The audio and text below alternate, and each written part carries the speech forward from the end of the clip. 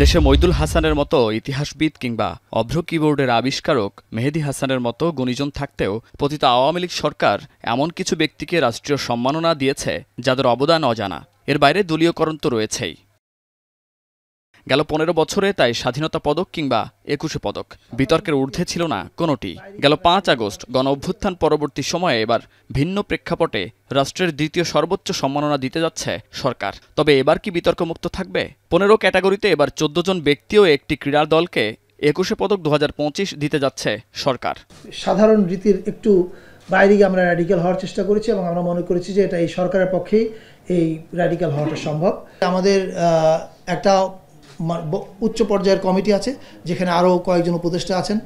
উপদেষ্টা ওয়াহিদুদ্দিন মাহমুদ এটাতে চেয়ার করেন, সেখানে আরও কয়েকজন উপদেষ্টা ছিলেন। ফলে এটা আমাদের পুরস্কার সংক্রান্ত যে জাতীয় কমিটি সেটার সিদ্ধান্ত। ফলে আপনি যে আশঙ্কা করছেন সেটার কোনো সম্ভাবনা নেই। ক্রীড়াঙ্গনে বিশেষ অবদান রাখা এবার বাংলাদেশ জাতীয় নারী ফুটবল দলকে ২১শে পদকে ভূষিত করা হচ্ছে।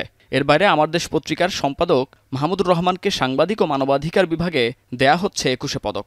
বাংলাদেশ জাতীয় নারী ফুটবল দল স্পোর্টিং অ্যাচিভমেন্ট যেমন তাদের অসাধারণ, এটা একই সঙ্গে একটা ভেরি ইম্পর্টেন্ট কালচারাল ফেনোমেনা বাংলাদেশের। সো সর্বশেষ যে নামটি সেটা হচ্ছে বাংলাদেশ জাতীয় নারী ফুটবল দল।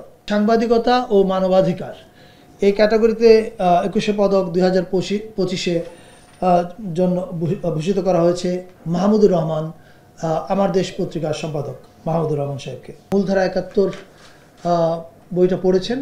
মূলধারা ৭১-এর যিনি লেখক মইদুল হাসান, তাকে ২১শে পদক ২০২৫-এ ভূষিত করা হয়েছে। এবছরের ভাষা ও সাহিত্যে হেলাল হাফিজ মরণোত্তর অভ্রর জনক মেহেদী হাসান খানকে বিজ্ঞান ও প্রযুক্তির জন্য ২১শে পদক ২০২৫-এ ভূষিত করা হয়েছে। ১৯৭৬ সাল থেকে প্রয়াত রাষ্ট্রপতি জিয়াউর রহমানের হাত ধরে শুরু হয় রাষ্ট্রের দ্বিতীয় এই সম্মাননা প্রদান। একটু বাইরে গিয়ে আমরা র্যাডিক্যাল হওয়ার চেষ্টা করি। মুন্নাফ রশিদ, এখন, ঢাকা। একনল হ্যান্ড ওয়াশ ১০০% প্যারাবেন ফ্রি, তাই নিরাপদ হাতের জন্য আস্থা রাখুন একনলে।